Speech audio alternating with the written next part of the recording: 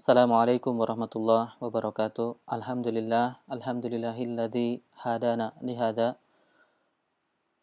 wa ma kunna linahtadiya laula an hadanallah. Allahumma salli ala Muhammad wa ala alihi wa ashabihi ajma'in. Rekan sekalian, alhamdulillah insyaallah kita melanjutkan mengambil pelajaran dari buku Mafatih Tadabburil Quran wan Najah fil Hayat, kunci-kunci tadabbur Al-Quran dan sukses dalam kehidupan. Kali yang ditulis oleh Abdul Karim, Dr. Khalid bin Abdul Karim rahimahullah. Kali ini kita akan melanjutkan kepada niat selanjutnya yang bisa kita hadirkan setelah sebelumnya niat untuk mencari pahala dan keutamaan yang Allah janjikan, kemudian beristisqa mengambil pengobatan dari Al-Quran. Maka kali ini niat yang bisa kita tambahkan adalah sebagaimana beliau sebutkan adalah qiraatul Quran li ajlil ilmi, membaca Al-Quran dengan niat, dengan tujuan untuk mendapatkan ilmu. Sebelumnya kita membaca Al-Quran dengan niat mendapatkan thawab, pahala, keutamaan dari Allah SWT, kemudian mendapatkan istisqa, karena kita ketahui pertama ada janji-janji Allah SWT, keutamaan dari sekedar membaca Al-Quran, itu yang kita minta pertama. Kemudian kita juga ketahui Al-Quran adalah syifa, maka itu yang kita minta ketika membaca Al-Quran, mendapatkan syifa.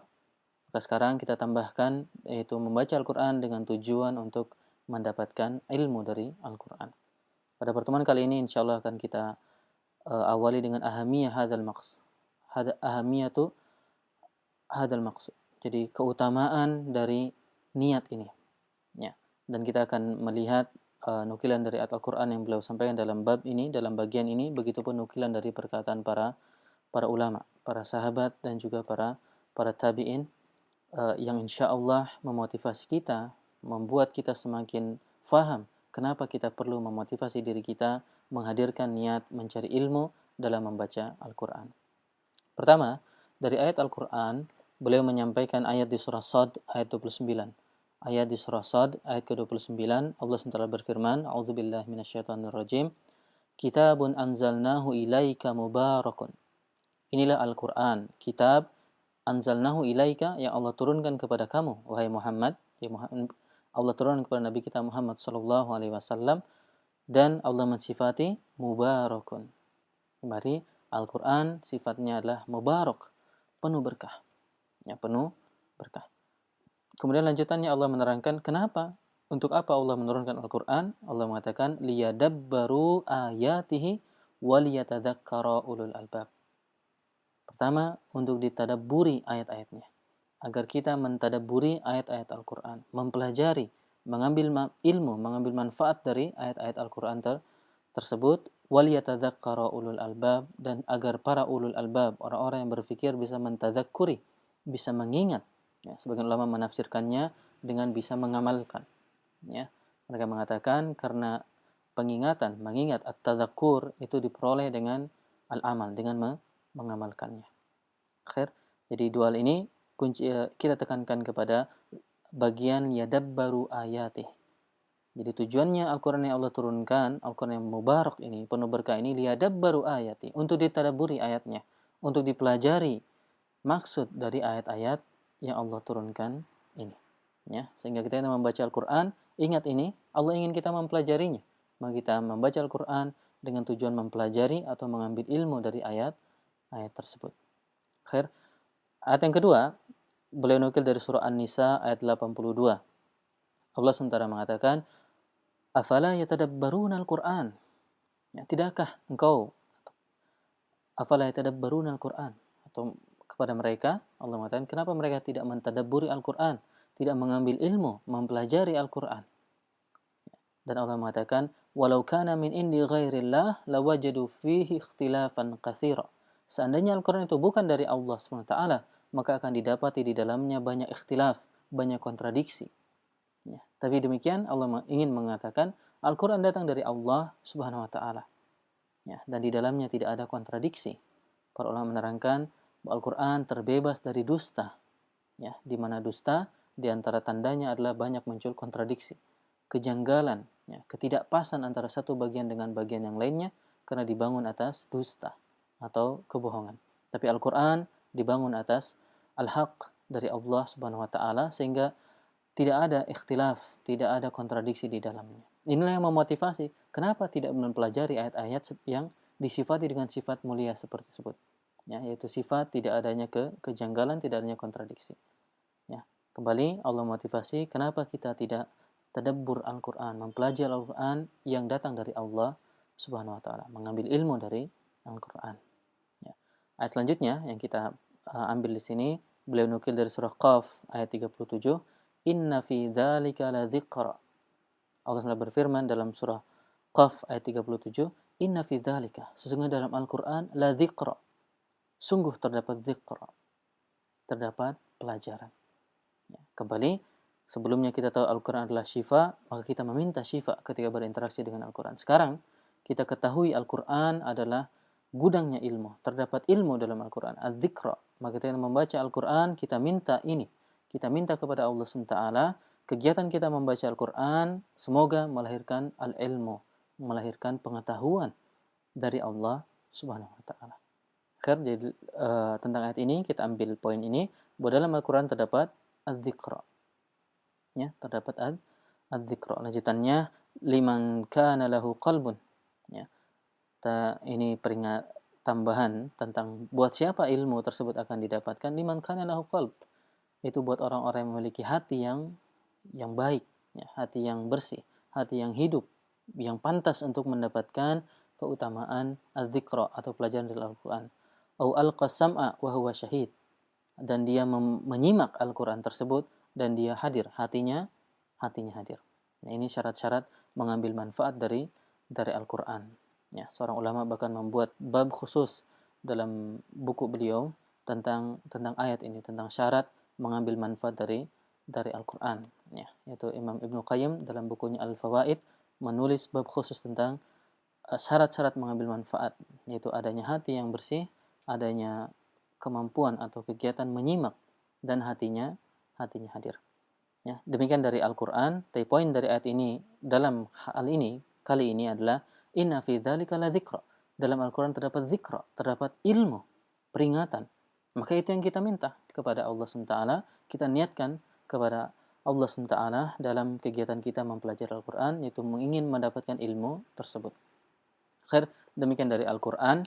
Kemudian selanjutnya beliau menukil perkataan Ibnu Mas'ud radhiyallahu anhu yang terdapat dalam beberapa buku, di antara dalam Musannaf Ibnu Abi Syaibah, dalam Al-Mu'jam Al-Kabir Imam Tabrani, dan juga Syu'abul Iman Al-Baihaqi rahimahumullah. Nah, di sini Ibnu Mas'ud mengatakan, "Idza aradtumul ilma fanthiru hadzal Qur'an fa inna fihi ilmul awwalin wal akhirin." Jika kamu betul-betul ingin ilmu, jika kamu mencari ilmu, fanthiru hadzal Qur'an, maka carilah di dalam Al-Quran. Kenapa?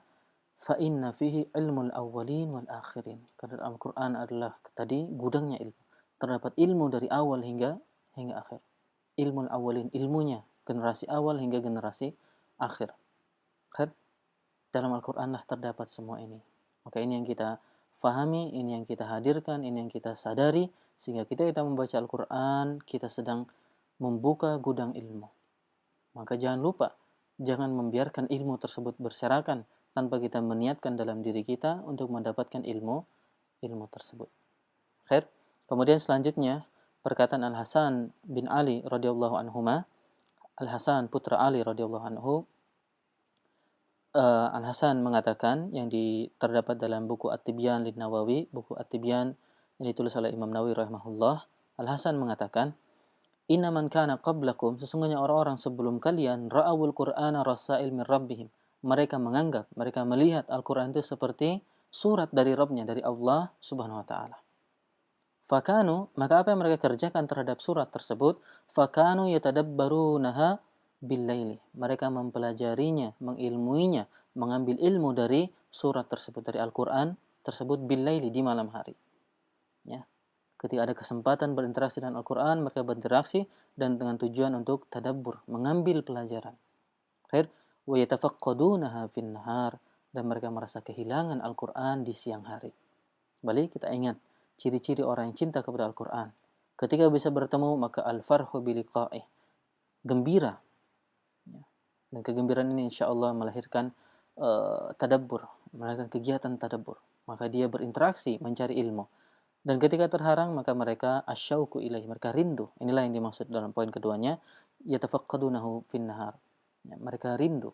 Mereka merasa kehilangan Al-Quran di siang hari ketika mereka terhalang karena mereka harus melakukan kewajiban-kewajiban duniawi mereka. Mereka harus sebagian bekerja dan lain-lain. Khair.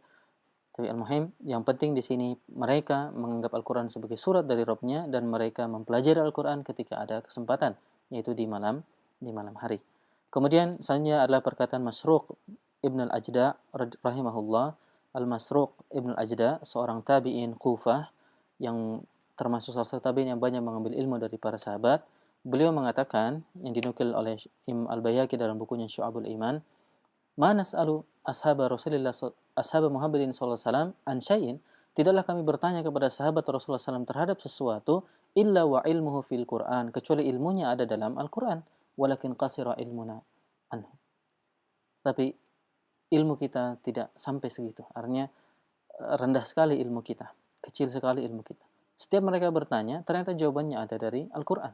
Artinya para sahabat menguasai ilmu-ilmu dari Al-Quran dan menjadikan Al-Quran sebagai referensi utama mereka. Ya, tentunya ini pun adalah bentuk pengajaran dari Nabi kita Muhammad sallallahu alaihi wasallam. Karena Nabi kita SAW mengikat mereka langsung dengan Al-Quran, dengan ayat-ayat Allah Subhanahu wa taala. Ya. Kemudian selanjutnya ini perkataan Abdullah bin Amr bin Umar radhiyallahu anhuma, bahwa dulu laqad ishna dahran tawilan, dulu mereka adalah orang-orang mempelajari Al-Quran, di mana mereka disebutkan Allah memberi mereka iman qabla Al-Quran, sebelum Al-Quran. Ya. Fatanazzalu surah, surat turun kepada mereka, kepada Muhammad SAW, kemudian diterangkan kepada mereka, fanata'allamu halalaha wa haramaha.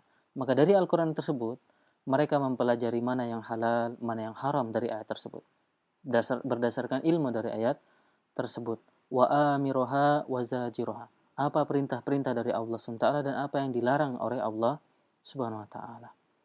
Wa ma yanbaghi ayyuqafa indah, dan apa yang harus kita berhenti, artinya yang dilarang oleh Allah Subhanahu wa taala. Ya, aturan-aturan dari Allah SWT. Demikianlah turun ayat Al-Qur'an dan mereka mempelajarinya.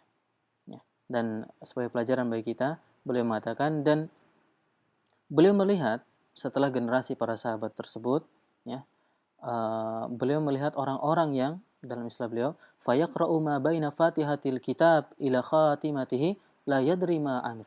Mereka membaca sejak Fatihah sampai akhir dari Al-Qur'an, tetapi tidak tahu apa yang Allah perintahkan. Apa perintah-perintah Allah SWT, apa larangan-larangan Allah SWT. Ya, tidak tahu ilmu dari apa yang mereka baca tersebut. Ya, demikian di antara makna yang bisa kita pelajari dari pernyataan Abdullah bin Umar radhiyallahu anhu yang diantaranya disebutkan dalam Al-Mustadrak ala Sahihain oleh Imam Al-Hakim rahimahullah. Ya, yang jelas beliau mengkritik orang yang membaca Al-Quran dari awal sampai akhir tetapi tidak mengetahui apa yang Allah inginkan dari ayat-ayat tersebut, ilmu yang Allah inginkan dari ayat tersebut. Dan terakhir adalah kita nukil perkataan Al-Hasan Al-Basri yang beliau sebutkan dalam bagian ini. Hasan Al-Basri rahimahullah menyebutkan perkataan yang terdapat dalam tafsir Al-Qurtubi. Hasan Al-Basri mengatakan, "Ma anzalallahu ayatan," tidaklah Allah menurunkan sebuah ayat, "illa wa huwa yuhibbu ayyu'lama fima unzilat wa ma arada biha." Ya. Setiap kali Allah SWT menurunkan sebuah ayat, maka Allah mencintai agar diketahui kenapa dan untuk apa ayat tersebut diturunkan. Dalam hal apa ayat tersebut diturunkan. Artinya ilmu dari ayat tersebut, maksud dari ayat tersebut, kandungan yang ada dalam ayat tersebut, Allah mencintai agar hal tersebut diketahui. Nah, ini yang disampaikan oleh Hasan Al-Basri rahimahullah yang terdapat di antara dalam buku tafsir Al-Qurtubi. Setiap kali Allah memberikan Al-Quran, Allah ingin agar diketahui. Demikian kan sekalian, semoga memotivasi kita hadirkan niat ini. Ya, dan ingat janji Allah SWT melalui lisan Nabi kita SAW bahwa kita akan mendapat apa yang kita niatkan. Ya, demikian semoga menambah motivasi kita untuk berniat mencari ilmu dalam interaksi kita dengan Al-Quran. Alhamdulillah, wassalatu wassalamu ala Rasulillah.